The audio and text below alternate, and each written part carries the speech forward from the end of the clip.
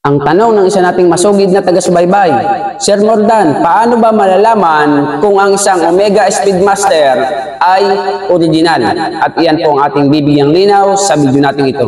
Lamang ang may alam.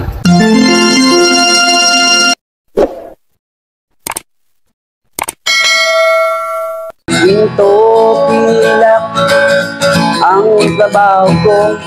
Magandang panahon po sa inyo mga kaibigan ko dito po sa ating channel More Than Treasures. Kumusta po kayong lahat? Nawa po ay nasa mabuti kayong kalagayan at lagi pong ligtas sa anumang sakit at karamdaman.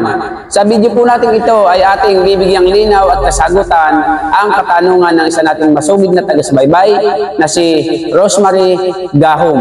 Ang tanong po niya ay ganito, Sir Mordan, paano ba malalaman kung original ang isang Omega na Speedmaster? Sir Mordan.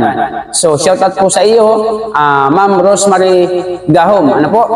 So sa video po natin ito ay ating bibigyang kasagutan ang katanungan ng isa nating kaibigan. Ngunit ang kasagutan po natin ito ay hindi lamang po sa Omega na Speedmaster. Ang katanungan po niya, siguro meron po siyang Omega na Speedmaster. Ngunit gusto ko pong sabihin sa inyo mga ka-More Than Treasure na marami pong klase na inilabas ang Omega Speedmaster. Meron po niyang automatic at meron din pong battery. Ngunit sa ituturo ko po sa inyo, ito po ay bibigyan ko na kayo ng ultimatum para po doon po sa lahat ng mayroong Omega ay hindi na po kayo magtanong kung ano ang original. Kung paano ba malalaman na original ang isang Omega Speedmaster man or hindi, basta't Omega. So, ito po yung example ng Omega Speedmaster na automatic. At meron din naman pong Omega Speedmaster na battery.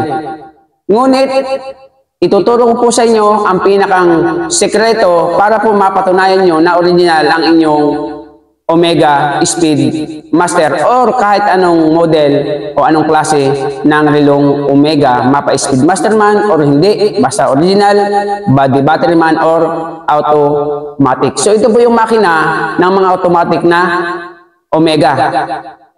Meron pong kulay pula ang makina. Kalimitan po halos sa lahat, karamihan ng nahahawakan ko po na Omega na automatic ay kulay pula ang makina.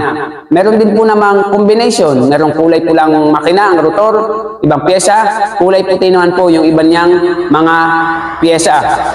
At higit po sa lahat, ang inyo pong Omega, dapat po ay may mga nakasulat po ito sa makina. Swiss made, nakasulat Omega, at may mga serial number, may mga numerong nakaukit, at yan po ay pulido ang pagkakasulat. At meron din po yung mga jewel cap na kulay pula sa mga automatic na Omega. So kahit po anong ganda ng relo yung Omega, Speedmaster or anumang Omega, kahit anong ganda ng kaha o sa tingin nyo man ay original, pinakang final po ng mga namimili ng Omega ay bubuksan talaga po ang makina ng relo sapagkat dyan po talaga nakikita kung ang Omega mo ay original. So ilan lamang po yan sa mga makina ng automatic na pinakita ko po sa inyo at kapag ganyan po nakita nyo, matik yan po yung original ang inyong Omega. O kahit wala po dyan ang makina na makikita nyo sa inyong Omega, basta yan po ay may mga nakasulat, may pangalang Omega, may pangalang Swiss made, mga nakaukit po ang numero at pulido, kulay pula ang kanyang mga jewel cap, yan po ay original na Omega. Yan po yung automatic na pyesa ng Omega Speedmaster man or kahit anong klaseng Omega, basta automatic na original. Ito naman po yung sa mga battery na Omega, okay? So, pag ito po ang nakita nyo sa inyong relong Omega, kailangan bubuksan nyo po ang makina ng inyong relong Omega at kapag ito nakita nyo, yan po ay original ang inyong Omega watch kahit po battery. Yan po ang example ng makina. Merong kulay dilaw. Meron naman magkahalong dilaw at itim na makina. Meron din pong pula at saka po itim na makina ng battery.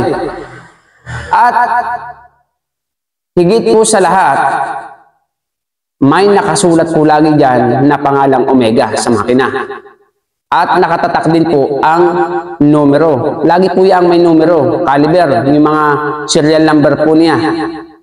At higit sa lahat, pulido po ang pagkakatatak ng kanyang mga pangalan. So kung wala man po dyan ang makina ng relo na inyong hawak na Omega, wala po dyan sa example ko, ang lagi niyo pong pakatatandaan, kailangan may nakasulat na Swiss made, nakasulat yung pangalang Omega, may mga numero, at pulido naka-engrave ang pagkakasulat. So nawa po sa nagtanong, kay Ma'am Rosemary Gahom ay nalinawan ang inyong katanungan.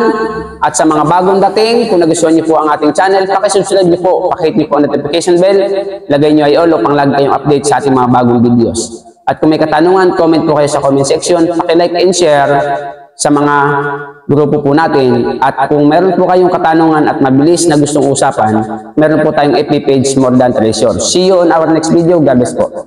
Lamang ang may alam.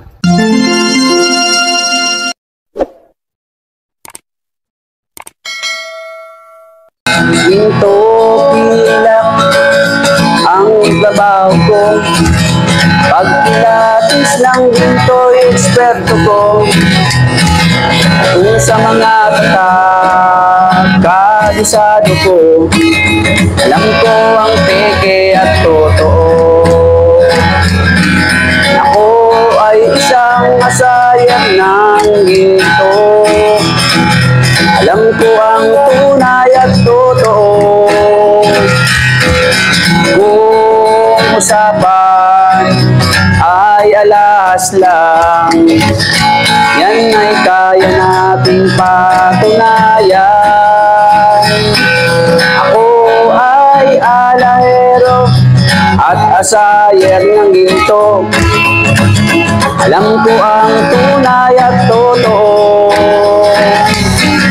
Walang maitatago kung usapan ay ginto, pagkat ang alahero'y eksperto sa ginto. Mayroon ngayong bagong pauso, mahal daw ang bariyang 10 piso. 2001. Ang iba naman ay 5 piso, ang iba ay 20 peso, lagpas kwelyo. Kung sila'y inyong tawagan, chat at kahit reply wala man lang, pagkat ito ang katotohanan. Sa usapang barya, sila'y walang alam. Ginto pilak ang trabaho ko, pag pilatis ng ginto'y eksperto ko. At kung sa mga ay kabisado ko, alam ko ang peke at totoo. Ako ay isang asayer ng ginto, alam ko ang tunay at totoo. Walang maitatago kung usapan ay ginto, pagkat ang alahero'y eksperto sa ginto. May mga taong akala mo ay may alam sa pagkilatis ng ginto ay nakikialam, ngunit ang kanilang ginagawang paraan ay napakalayo na sa katotohanan. Ginto pilak ang trabaho ko, pag pilatis ng ginto'y eksperto ko.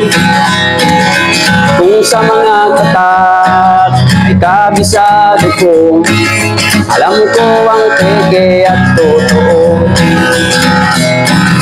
Ako ay isang asayer ng ginto, alam ko ang tunay at totoo.